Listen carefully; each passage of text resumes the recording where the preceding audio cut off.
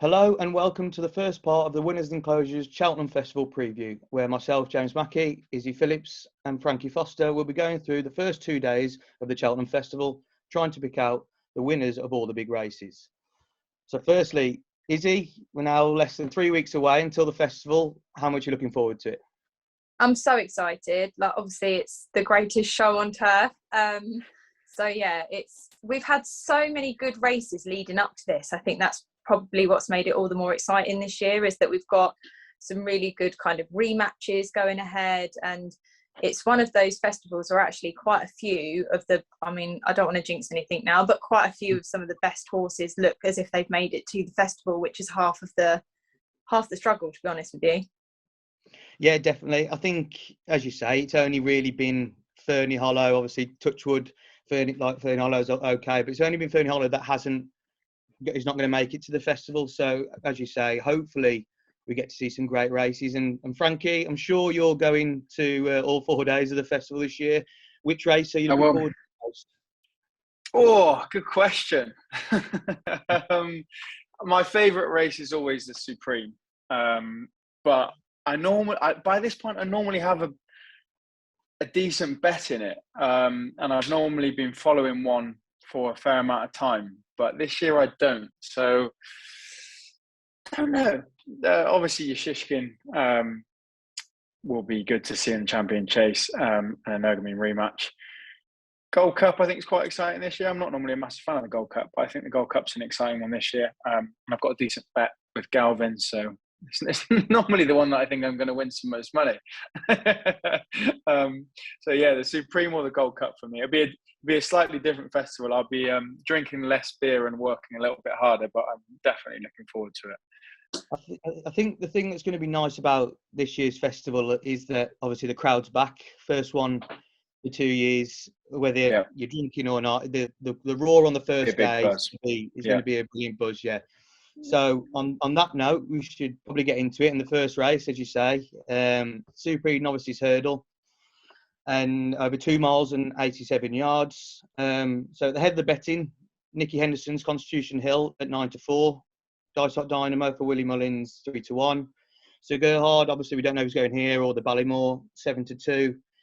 John Bon at 5-1, and last year second in the champion bumper, Kilcut and 9s, and from there 14, 16s bar. So Frankie, we'll start with you. Where's your money going in this race then?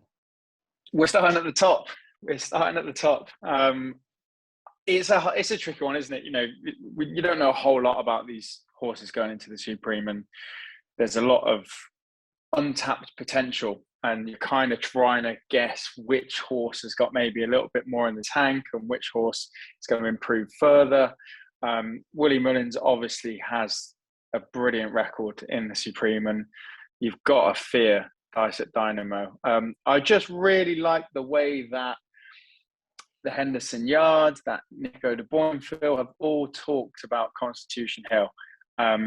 And maybe I'm getting sucked in a little bit there, and this is exactly what happens, and bookies shorten it up, and you see some snippets on social media of, you know, Nico saying, is it the next Altior, and all the rest of it. Maybe I'm getting sucked in, but I do believe the hype. I just love the way the horse travels and quickens up. And I think, you know, as I said, you don't know everything about these horses. But the one I've been most excited by is definitely Constitution Hill. Yeah, I think, well, you look at Constitution Hill and you look at a lot of them at the top, it's going to be one of the best Supremes, I think, for a long, long time. Yeah, definitely. So, it's very competitive. Izzy, are you with Frankie on Constitution Hill, or are you looking elsewhere? To be honest with you, I'm with Frankie. I'm the same. I just really think the Cheltenham Hill will really, really suit Constitution Hill. He's done it so easy both times at Sandown. It's just been so impressive. And like joyful, to be honest, to watch him. It just looks like he's having a great time. Obviously, you've got to talk about John Bon, and you've got to talk about the fact that the form was franked at the weekend with good risk at all. I mean, you still got Kilcrut in here. So, yeah. I mean, that's a question. I mean, he obviously won really well at Punchestown, 21 lengths. So there is a lot of danger out there, and you know, I'm with Frankie, like you get a bit fearful being sucked into Constitution Hill when there are such other fantastic courses clearly in the race. But yeah, you've only got to watch his replays really to see why you go with Constitution Hill.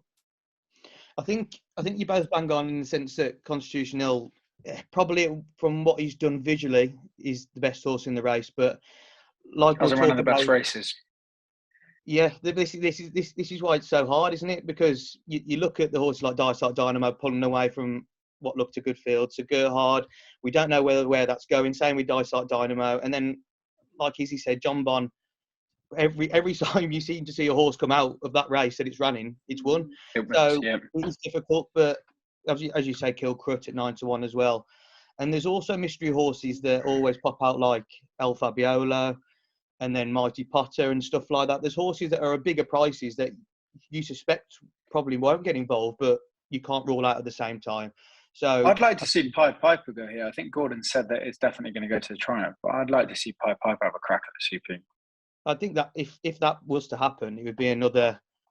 How the hell do you pick it apart? And looking now, it's 20-1 now. Pied Piper for the Supreme. It probably won't go, but if it was to get declared on the Sunday, that would go into half that price. So it's nice for you to both start on the same page. So we'll see if we can keep it going. Next up, obviously over fences, the Arkle.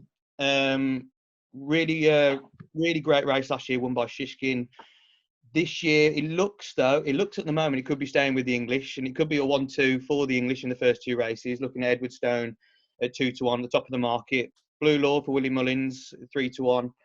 Riviere de Tel, who was an epic battle with Blue Lord last time at Dublin Racing Festival. And you got Hortipalors, who fell in that race. Saint Sam at 8, and then 16-1 bar from there. So, Izzy, we'll go to you this one to start with. Who are you looking at in this one? Yeah, I mean, I think I agree with you in terms of we're looking at that Prestbury Cup. I think it's going to get off to a flyer. And I'm a bit concerned that I think as English, I reckon we'll get well carried away. And then by later in the week, I feel we're going to probably get stuffed out of the park. But I really like Edwardstone. I wasn't so sold. I actually did wonder whether Third Time Lucky might turn the tables last time out. But yeah, Edwardstone was quite imperious and really good there, actually. So I just think that Alan King's has been in quite a bit of nice form. If he can carry that on into the festival, I actually think that Blue Lord and Riviere de Tel, they don't look unbeatable, put it that way. And I'm hopeful for, like you say, 2-0 at this point. No. This is the thing, and you watch a lot of different podcasts with the people, and one thing that stood out for me at the moment is people having a look if they want to have a go at the Prestbury Cup, and I've never really been one to have a bet on the Prestbury Cup when Ireland are so short. But it would be interesting to see if the English did have a good first day, and like if we do win the first two races, whether to have a go on the exchange on Ireland after, because that's probably where you'd make your money on that. But as you say, Edwardstone, he's had the best credentials in the race at the moment. Apart from his first race when he got brought down, I think everything he's done is brilliant. So, Frankie, are you on side as well, or? I'm not sure. I can't make my mind up on this. I think a point you could make is that Blue Lord is essentially second string for Ireland and for Mullins now that Fernie Hollow's not going. And you know, we've got if you're looking at Prestbury Cup, we've got our best horse in Edwardstone going against the second string Mullins Blue Lord. I think the danger's the mare Riviere de Tel. I think she would have won, having jumped the last a bit better. I'm kind of torn between the two of Riviere de Tel and Edwardstone. I think Edwardstone's looked much classier and been neater and a better chaser. But maybe Riviere de Tel has come up against tougher opposition and has ran in slightly stronger races. And on the day, I don't know what comes out on top, a neat and tidy Edwardstone or a tough mare in Riviere de Tel. I think I'd be swayed towards Edwardstone. It's brave, like we said at this point, 2 favourites and 2 for the English, but I think that is where I would settle. The wild card would be Auton Couleur, having fallen at Leopardstown. I was really interested to see how that horse would get on there, and I think it's a shame that we didn't get to see that. And that leaves the same question now for Cheltenham. I was hoping that question would get answered at the Dublin Racing Festival, and we'd kind of know where that horse stood against Riviere de Tal and Blue Lord. We still don't know that, and at 8-1, you might want to take a chance. It's better than we know, but we just don't know. I think the race at Dublin Racing Festival was out there to go and make the picture a lot clearer, and I think it made it a lot muddier for a lot of people. Yeah. Blue Lord was giving £9 away to Riviere de Tal that day. She'll get £7 at the festival, and I think, as you say, as you're right, if she would have jumped the last like she'd been jumped or like all the way around, I think she'd have won the race, and she stayed on brilliantly. As you say, Horton Colours, we don't know how good he can be. In the Triumph last year, he gave a great first run for Mullins. 100%. I think it's really interesting.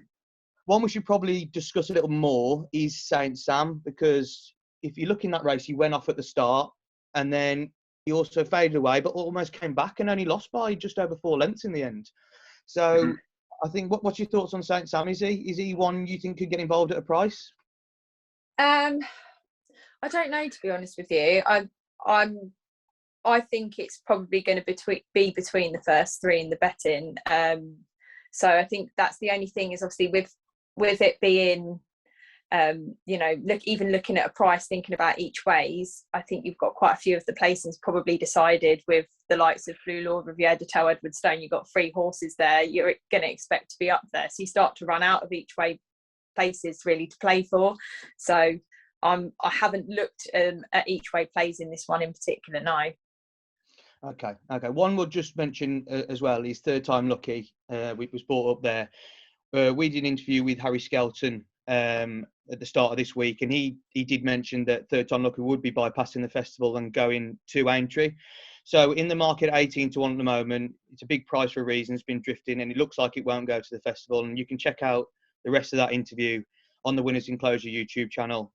So where we'll have, hopefully in the future, more interviews with jockeys. But that was nice for him to let know. Obviously, 3 weeks away, people are still backing that horse, and it looks like he's going straight to Aintree. So just to round off on the Arkle, Edward Stone for Izzy, and Frankie, who you're finally going for? Yeah, if I've got to settle, I'm going to go with Edward Stone. Okay. So next up, obviously the big race of the first day, the Champion Hurdle. Izzy, I know, as like us all, we're all big fans of Honeysuckle. You seem to be head of the Honeysuckle fan club. Will it be 3 straight wins for her? I mean, I'm literally leaning on like a Honeysuckle cushion right now. I can't see her getting beat. I tell you, one concern I actually did have was the form of Henry de Bromhead, and when Honeysuckle last run, I think he was only on about a 7% strike rate, but he's improving that now, and it's just interesting because you're obviously looking for trainers as well that are just going to peak in form at the festival. So I'm just a little bit worried the likes of sort of Venetia and stuff right now, although they're in great form, it's carrying that through the festival. And if Henry de Bromhead's just on his way up, I feel like this could peak right at the perfect point. Not that it necessarily matters for Honeysuckle, because I think she'll win whether he's on a 20% strike rate or a 5% strike rate, because I just think her class will show through. I mean, I was interested in Appreciate It in the Dublin Race Festival before it got taken out. I think he's a really interesting runner here. I mean, I've got a lot of time for Appreciate It. I think he's obviously for Willie Mullins, again, another trainer hitting just fire form right now. He could get, I reckon he could give her a race. I think he's the one that's probably going to make it the most interesting. But yeah, do I see her getting beat? Absolutely not. But maybe it might be interesting to do like a Appreciate It Honeysuckle forecast, something like that, for perhaps a little bit of a better price. Yeah, I think it's probably the way to play it. And just looking at it on the bare face of it, Honeysuckle, what a brilliant horse she's been, winning so many races in a row and looking to land this race. She really is a special horse. But I think if it is the way to play it, it's betting without Honeysuckle. And when you look at the market, Appreciate It's still getting backed in, 4-1. It's got to go there without a run. And I think if there's one man who can do that, it's going to be Willie Mullins. Tia Hooper was impressive at the weekend. I think into 8-1 now. would be probably a lot of people's each way play. But you look at the rest of the fields, and Epatante 10-1, Zanahiyr 14-1, Adagio 18-1. You've got Tommy's Oscar at 25-1. It's not the greatest renewal of a champion hurdle you're ever going to see. So I think, like the first three races, you may be looking at the top three in the market. What would you say, Frankie? Yeah, I think that's the point you made there. Or Izzy made a good point in Honeysuckle's favour in that she still won when the Bromhead was out of form, and kind of similarly to Brave Man's game winning when Paul Nicholls is out of form. You know, when these horses can do that, when the yard's not firing, it kind of, I think, would add to your confidence in them. The angle I'm taking on this is more what you've just said. It's a weak hurdling division that we've had for the last year or two, and it's been a weak champion hurdle last year, and this year it's not the strongest, bar Honeysuckle and the Unknown Appreciator. I think Tier Hoopoe's an exciting one. But I'd take the angle that if it has been a weak hurdling division and we haven't seen Appreciate It, then what's to say that that horse could be above the level of everything that's been racing? It was obviously very, very impressive when winning at Cheltenham. That's the last time we've seen Appreciate It. Annoying and frustrating that we didn't get to see it at Dublin Racing Festival, but every comment that comes out of the Mullins Yard about this horse is extremely positive, and they're very excited to come and have a crack at Honeysuckle, and they very much do believe that it is theirs to have a crack at. And I think, as I said before, given the fact that it's not the strongest division, Honeysuckle hasn't had loads to beat. If there was ever going to be a horse to beat her, it'd be one that we haven't seen, and that is Appreciate It. Yeah, I think as you said, it might be the way to play it, because unless you've got Honeysuckle now at 8 to 15 in multiples or at bigger prices, it's a very short price. Even though she's outstanding, it's a very short price to find out against a horse that could be very, very special. Yeah, I wouldn't myself even have Honeysuckle in an acca to top it up. I think it's just too risky with the Unknown of Appreciate It at the price. Yeah, I'd probably agree with you. I'd probably agree. For a lot of people, it might just be a stand back and let's have a watch instead of I'll have a go at the shorty. But you look at horses like, you got Glory and Fortune in here at 50-1. Yes, won well in the Betfair Hurdle, but Epatante battered that, and Epatante can't get within 12 lengths of Honeysuckle. So it does look a very strange renewal of the race. I think Epatante could outrun her. Maybe not price, but expectation. I think a lot of people have completely wrote that horse off, and I think she could really find a bit of form. But yeah, I wouldn't have her down to beat Honeysuckle by any means. Yeah, and it's like the way Nicki Henderson spoke about Epatante in the week, saying she's back to her best and stuff like that. She might be, but her best might not be good enough to beat these top two in the market, which is the problem really. But I think it's a cracking race to have with the front two, but maybe looking apart from that. And no disgrace to Tier Hoopoe, because he could be turned into a lovely horse, but I think he's still very young. Hasn't done a lot wrong, but again, he might just not be at the same level as the top two.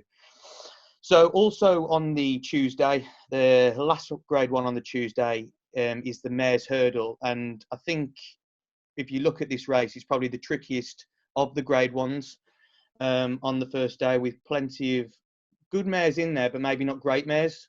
So Tell Me Something Girls at the top of the market, 3-1, has been backed in for the last 2 months. Royal Kahala, maybe going to the stayers, maybe this, but 6-1. Stormy Island, 6-1. Burning Victory, 8-1. Echoes of Rain at 10-1, and Heaven Help Us at 10-1. And then from there is 12-1 bar. But if you look at the top of the market there, Frankie, we'll start with you. You've got Stormy Island, Burning Victory, Echoes and Rain, all Willie Mullins. You've got Royal Kahala Island, Tell Me Something Girl Island, Heaven Help Us Island. I think the Irish could win this one. Yeah, I think you might be right. I'd be taking my chances on Stormy Island, I think, after that good run at Cheltenham when Brewing Up a Storm fell, and I would suggest that Brewing Up a Storm would have won, but it was competitive going into that final hurdle, that's for sure. And Stormy Island ran a great race, and to see Brewing Up a Storm then go up and beat Darva Star and Goshen at the weekend, I think that form plays out really nicely with Stormy Island, now racing against her own sex in the Mares Hurdle.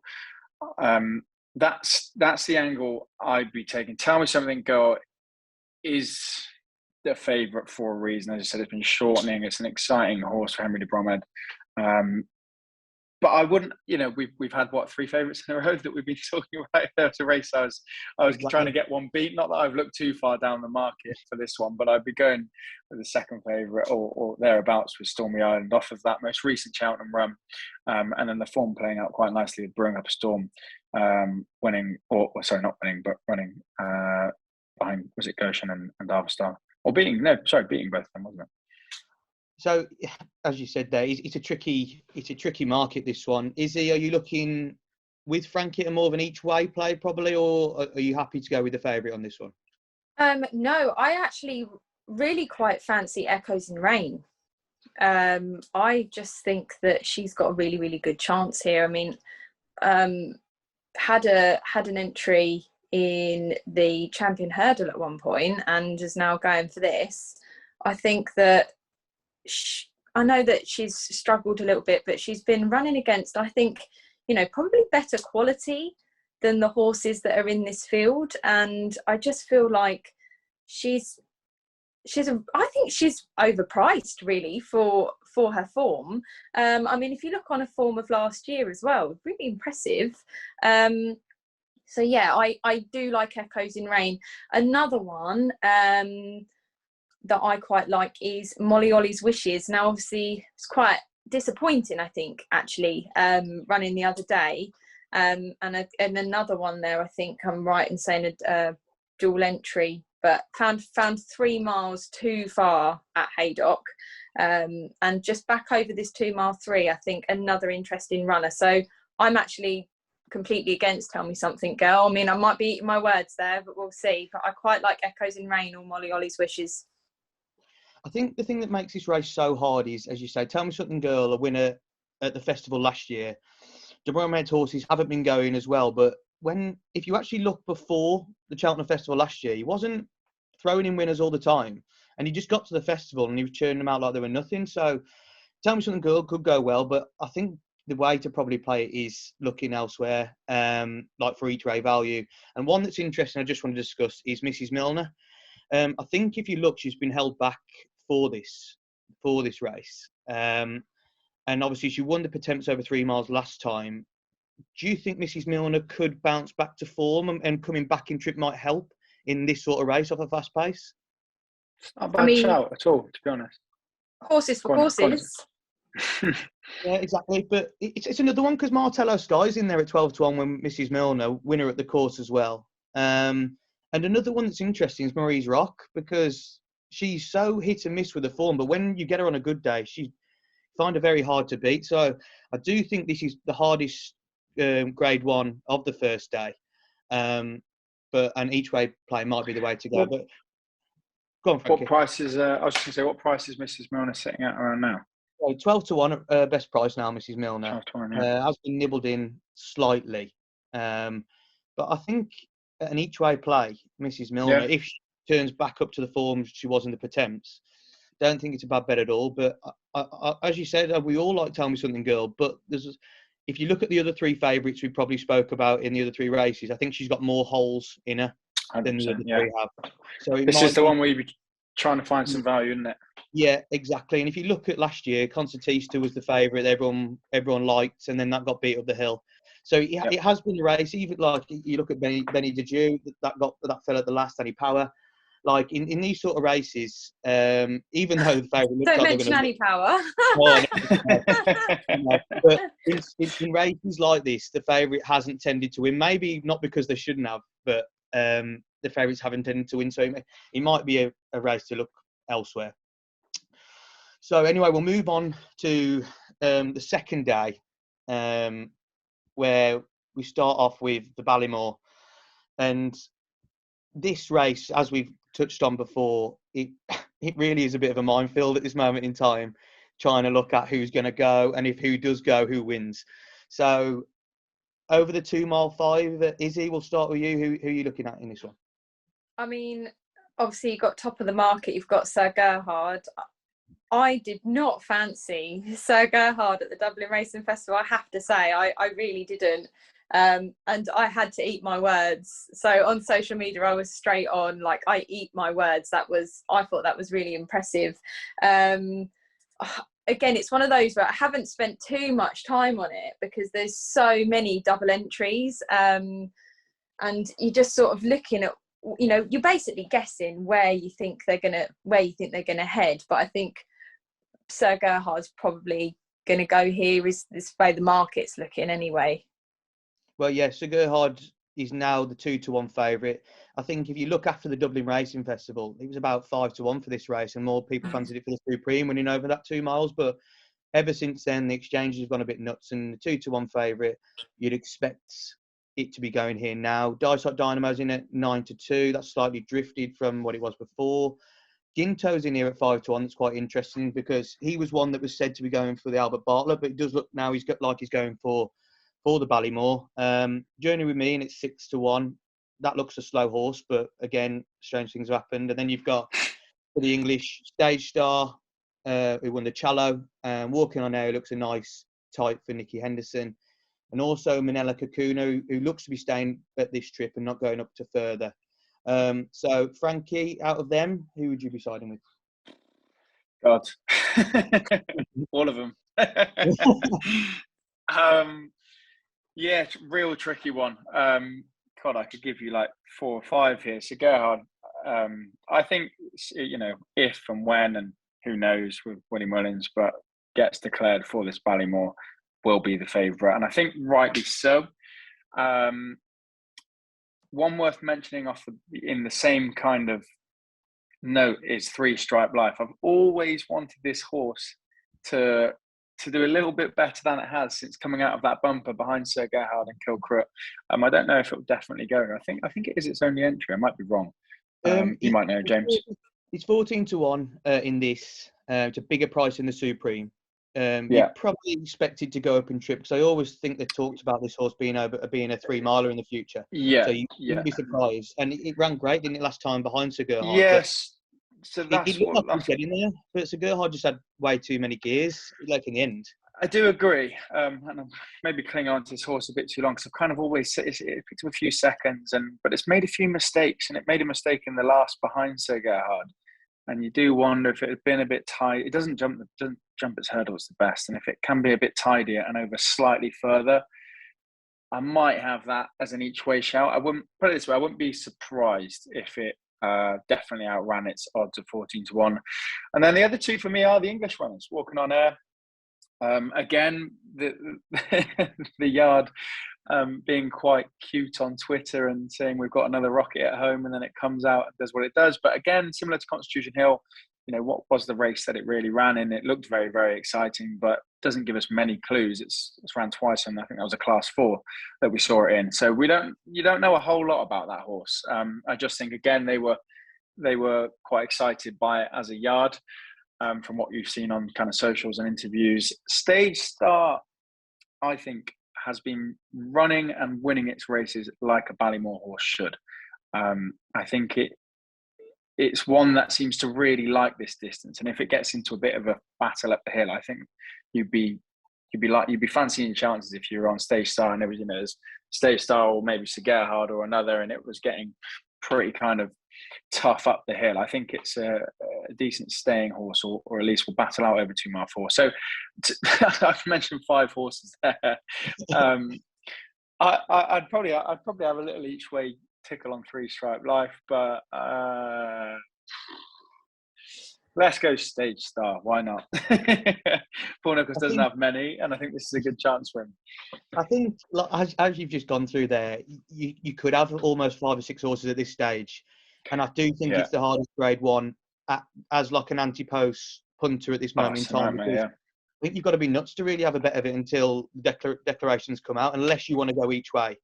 Because even horses like John Bond won't go here. Kilcrook won't go here, but they're still in the market ahead of horses like Classic Getaway, that was a really expensive horse for Mullins and Cheveley Park, and hasn't really gone on to do what they think. But you never know with these horses and Mullins, do you? So I think like Constitution Hill's in here at 20-1. I think it'll go for the Supreme, but stranger things have happened, and if that was to ever change over, the 20-1 looks absolutely crazy, but I can't see that happening myself. But yeah, like we've all talked about there, it is a very, very tough one to start us off with. But just who are you finally going with, both of you? Izzy, who are you going with on this one? I'm going to go for Sir Gerhard here because I think that he's probably one of the most likely runners, and I really fancy him. I mean, before I get into my final selection, I will just say as well, interestingly, obviously for the British trainers, you've got two. Sam Thomas has got two of his winners from the weekend in here as well, with Skytastic and Good Risk It All. And I mean, look, they've not been running in the class of race that Sir Gerhard has, but you never know. You're looking at big prices still because you're just not quite sure where everything's going. But I think I'll stick with Sir Gerhard. Yeah, I think, like as you just said, stranger things have happened, really, haven't they? Like at 33s and 25s and 33s, they both look great at the weekend. It's just whether they might creep into handicaps and maybe try and win there. You just never know. You don't know in this field. So, and Frankie, who are you finally going on? 3 Stripe Life and Stage Star. I don't know. I'm going to change, I think. Answer Gerhard.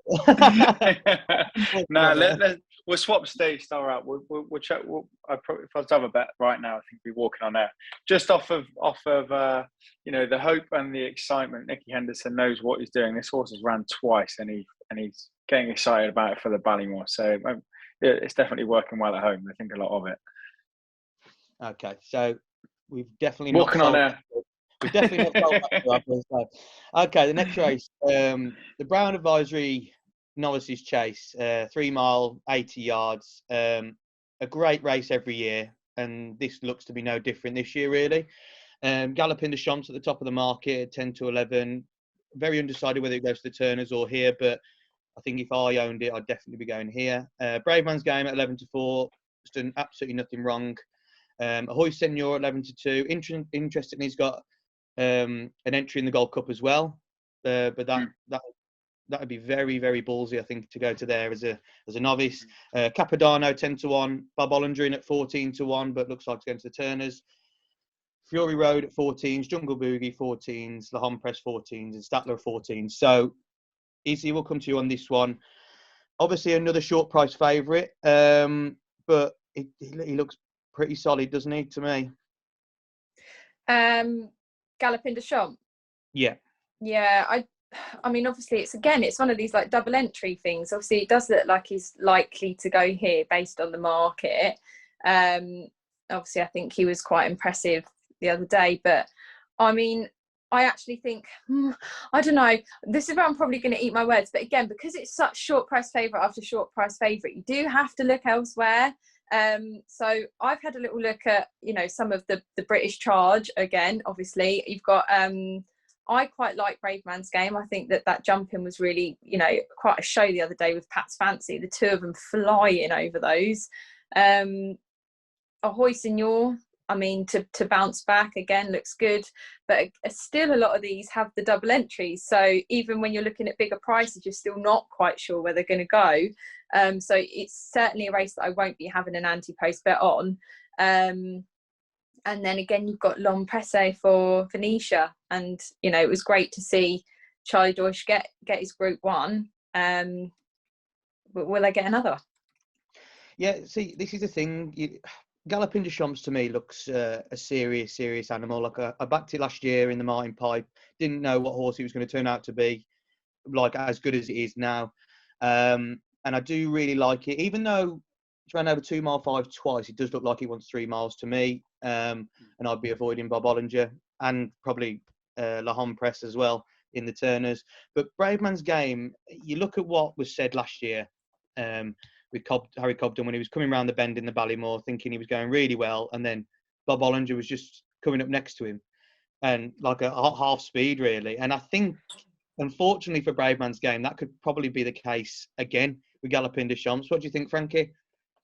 I'd agree. I wouldn't. Yeah, I'd have Galloping de Champs if it goes here, which I think it pretty much similar to itself. It goes here, which I think it will. I think it wins. And you could take. This is where you might take your chances on with your non-runner, no bets, and take the value now before a day before, and it's a lot shorter. I'd imagine. I think just so impressive, especially at Dublin Racing Festival. And I think it's, Galopin de Champs is the one to beat. If I was going to look outside of that and look for some value, for me, it'd be a Hoissignol. You look at its form on left-handed tracks, it was second in the bumper, and then it's 1-4 on the trot. Going right-handed, a second and an unseated behind Braveman's Game, and an unseated rider the other time. And it definitely wasn't as fluent as it could have been, I don't think, when running and coming second to Braveman's Game. And then you see it bounce back next time out, wins. And it's a horse that needs to jump well, needs to enjoy its jumping, because it has such a high cruise speed that it needs to jump and continue galloping.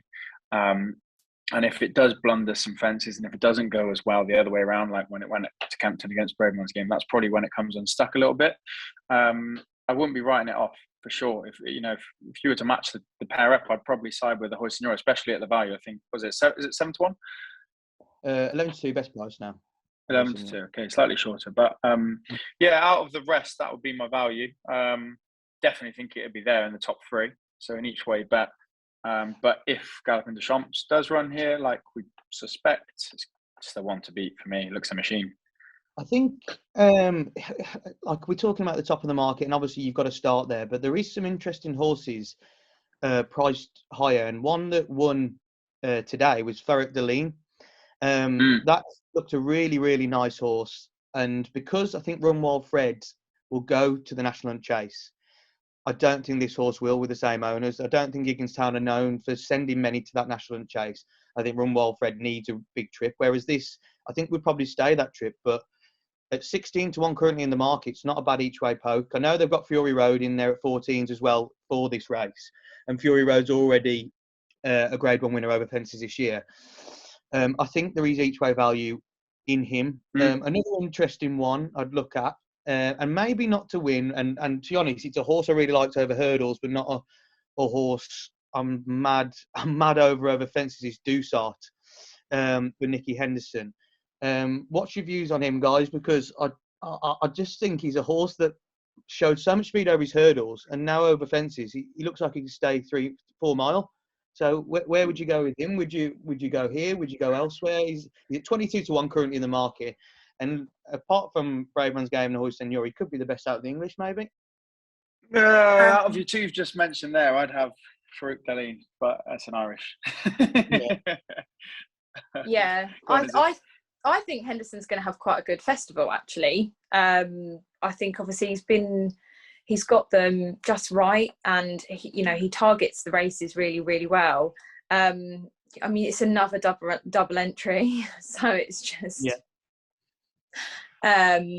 but yeah, I mean, it's got a good chance. I think obviously, like Frankie said, if Galopin de Champs goes here, I think this is all a little bit of a moot point. No, I agree. And we don't all want to look like we're tipping the favourites all the time, but sometimes you've just got to, I think, look at the market. And I love Braveman's Game. I think he's a great horse, but I just think he'll bump into one again, unfortunately.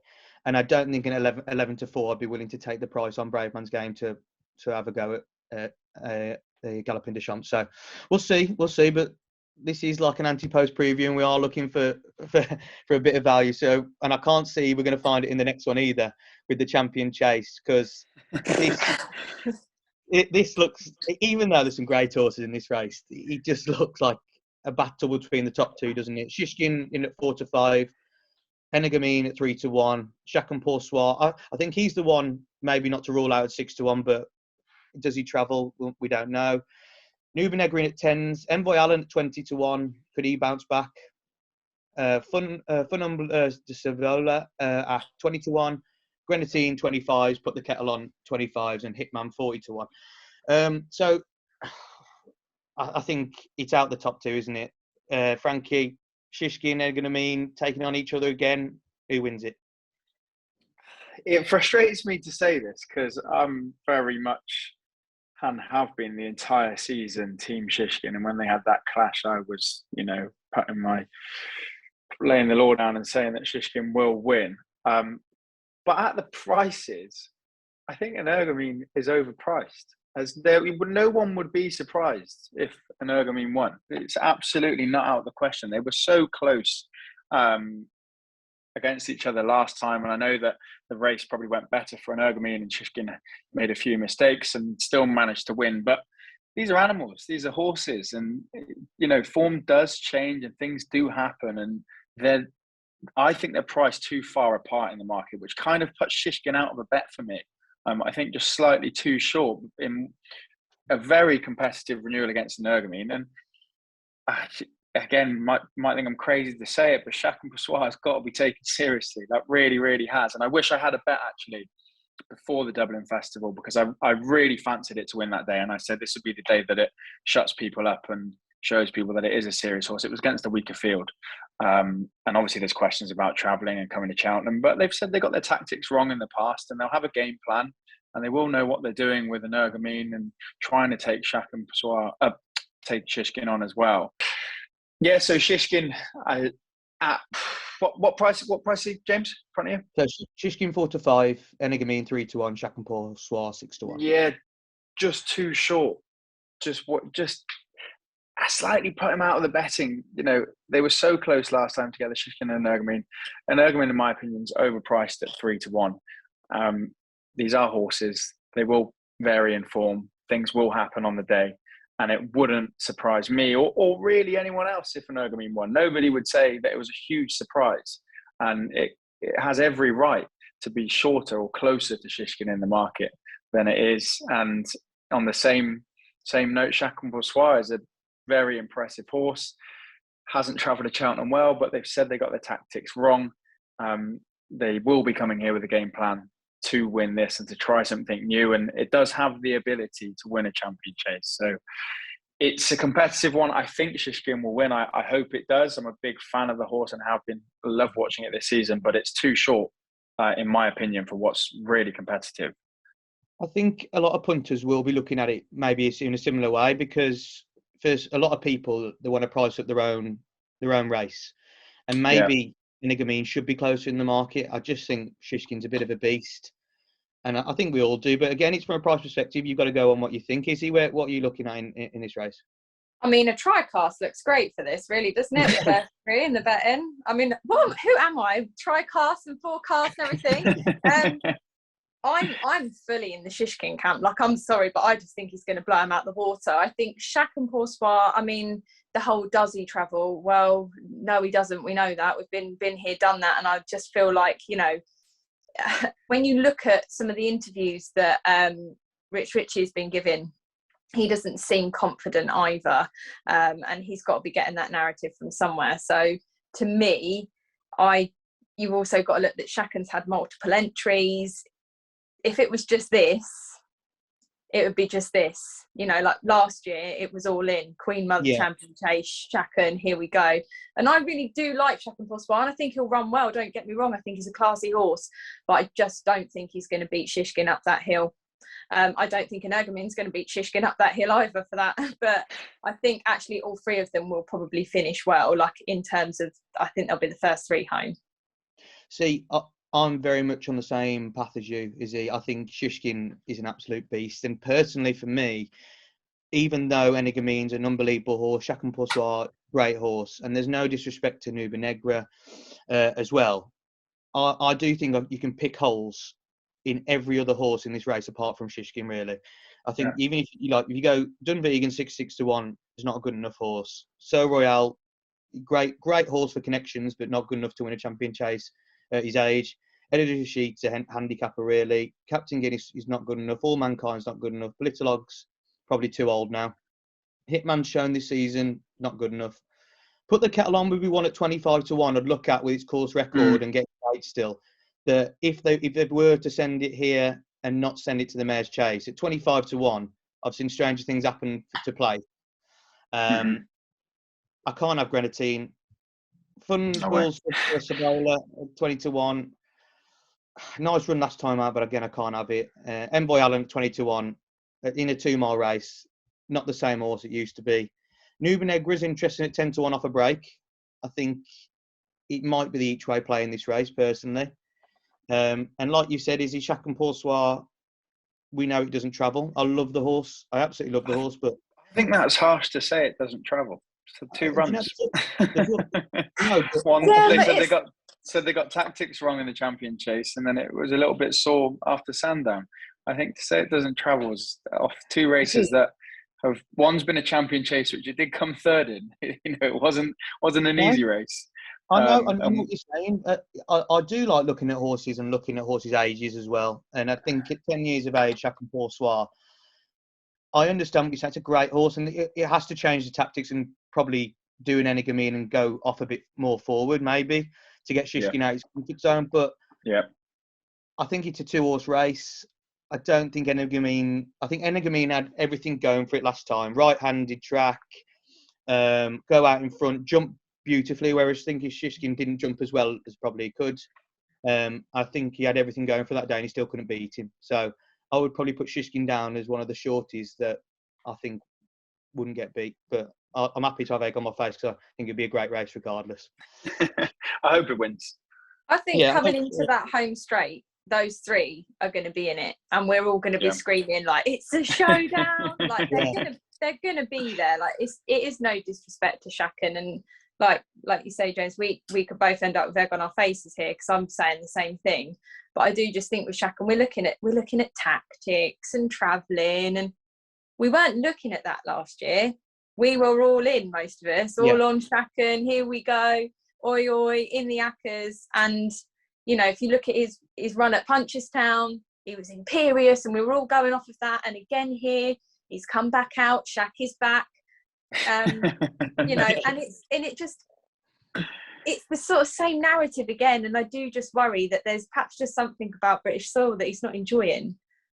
It could be the travelling that is the problem. It might not be anything to do with race tactic. It could just be that he's just doesn't. It could be the travel. The travelling in itself. We don't know. We're never going to know. And he's never going to. He's never going to tell us. But it's. You just got to worry. Like you say, it's 2 races, but that does mean that it's 100% of loss of his winning rate in UK soil, on British soil. Yeah, and if you remember, go back 2 years, the day before he was supposed to run against Altior in the champion chase, he got pulled out as well. So it's 3 times it's travelled over. 3 times it hasn't. Well, twice it hasn't ran well. I think you can make excuses for the Sandown one, because I don't think it was well after the race. And I think probably the tactics were wrong in the first race. And there's also arguments it doesn't get up the hill, because if you look, it was there to win, and maybe just got overdone from lesser horses than what we think. There's one that will get up the hill is Shishkin, isn't it? Exactly, but that's why I say put the kettle on. What she's done this year is not good enough to go and win a champion chase, but her record round Cheltenham, and at 25-1, she could just be an each way play. But I don't think you look outside the top 3 in the market, do you really? And I think it's going to be one of the races of the festival if both of them turn up like they did at Ascot. And I think, as you're right, Izzy, we'll all be screaming. All 3 of them, maybe, hopefully all 3 of them at the last, they're all jumping in the air together. And then we'll see who finds the most up the hill. And most likely it'll be Shishkin. So just to finish off part 1, we're going to look at the champion bumper. And Facile Vega, with the most impressive performance I think we've seen here by a horse, not just in a bumper, but probably over fences as well. American Mike at 3-1, Redemption Day 7-1, Mercury 10-1, James's Gate 12-1, Springwell Bay 20-1, and the 25-1 bar. It's another shorty that the bookies will try and get beat on the day, but if he runs like he did at the Dublin Racing Festival, Frankie, I think it might be very tough. Yeah, I think Jerry Hammond his head was about to blow up that day when he was commentating. It was one of his greater moments. It was extremely impressive. The thing that you might not cling on to American Mike might swing me in favour is just the words of Jamie Codd. He's a man that knows his bumper horses. And he's a man that said Bob Ollinger was a God-given certainty, which everybody still talks about now at last year's festival, and how right he was. And this is a bumper horse. This isn't a horse for Supreme or Ballymore. And Jamie Codd rides more bumper winners and horses than any jockey, I think. He rides a lot and he wins a lot. If I see Jamie Codd in a bumper and it's short enough, I usually have a go. He's a man who knows his bumper horses, and he really, really fancies American Mike. and I might just take his word for it. But it is quite hard to do, given how impressive Facile Vega was at the Dublin Racing Festival. Yeah, it's going to be a great matchup, and I think all three of the horses, and maybe even 4 or 5, the champion bumper chucks out so many good horses, but I do think Facile Vega and American Mike will turn out to be very special horses. Izzy, where's your mind in this one? Well, when I come to bumpers, I have a little mantra that I follow. So my granddad always said, always back the favourite in the bumper. So every track I go to, I always back the favourite. And to be fair, it works out pretty well, I'm not going to lie. Facile Vega was obviously so impressive. And I was having a little look at I had a couple of people messaging me saying, obviously American Mike, though, has had the form franked and stuff like that. And so I thought, well, I'll have a little look at Facile Vega. So Joyo Mackie, I think it was, that it beat. That's also come out on one as well. So I'm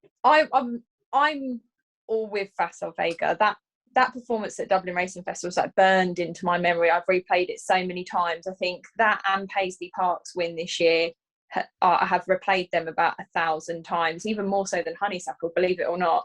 So I just was so impressed.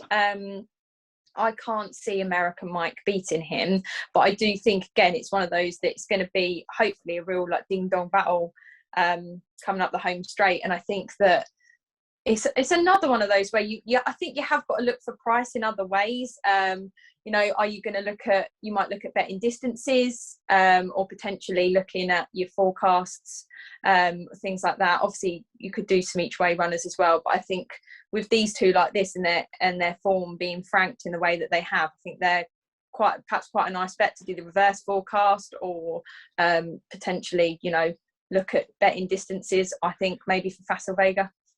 That bumper that Facile Vega won has been won last year, Kilcrew, year before Appreciate It, year before Envoy Allen. So it's no mug of a bumper, and it absolutely hosed up, didn't it? Yeah, I think that speaks volumes as well. You are right with that, but the only thing I'd say there is if you're really looking into it, you've just named all the horses. They all went to finish second. So I agree what you're saying. It's a great bumper to look at because they're obviously amazing horses. All I would say with Facile Vega, I think it was an unbelievable performance, but maybe slightly if you wanted to have a bet, you bet if you back Facile Vega, it's a bit of recency bias because we haven't seen American Mike. It was put away like Sir Gerhard did last year, and Sir Gerhard, maybe not the best horse in the race, but got the better ride and won because I think Kilcrook was probably the better horse in the race going into it. Redemption Day at 7-1, it won. Facile Vega won the day before over Christmas, and Redemption Day won very easily as well. It's another horse that is definitely the each way play for me in this race, just because 7-1, best price at the moment.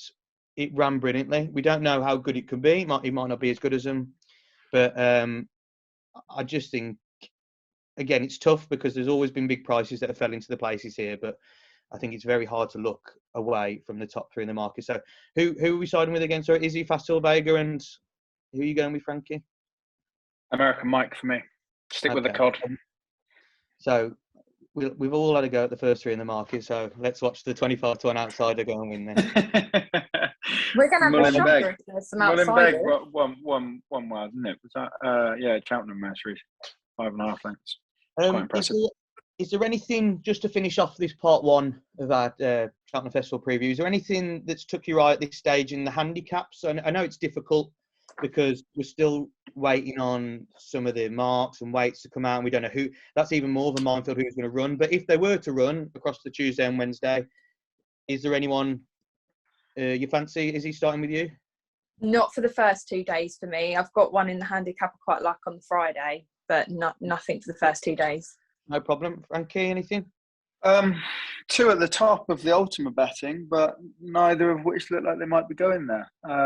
Does he know? Very impressive at the weekend. He's only gone up to 5, and off the back of that, you've got to fancy it. But I think Kim Bailey said he's not sure it will go to Cheltenham. He doesn't. I read that maybe he gets a little bit nervous, and Cheltenham might be a bit much for him. And after only running at the weekend, but off of how impressive that horse was, and only going up 5, I think that's rightly favourite. And the one in behind that in the betting, Sham Blue, but again, I don't think that's going to run in the Ultimate. I think they fancy it to take on Allaho in the Ryanair. So I've given you 2 horses that probably won't go there. But does he know if it was to go to Cheltenham, I think is well weighted and has every chance in that handicap. Yeah, I think as I said, the handicaps are so tough at this moment. I think a lot of people won't be having a bet until the declarations are out and all they've waited to see what marks certain horses have got.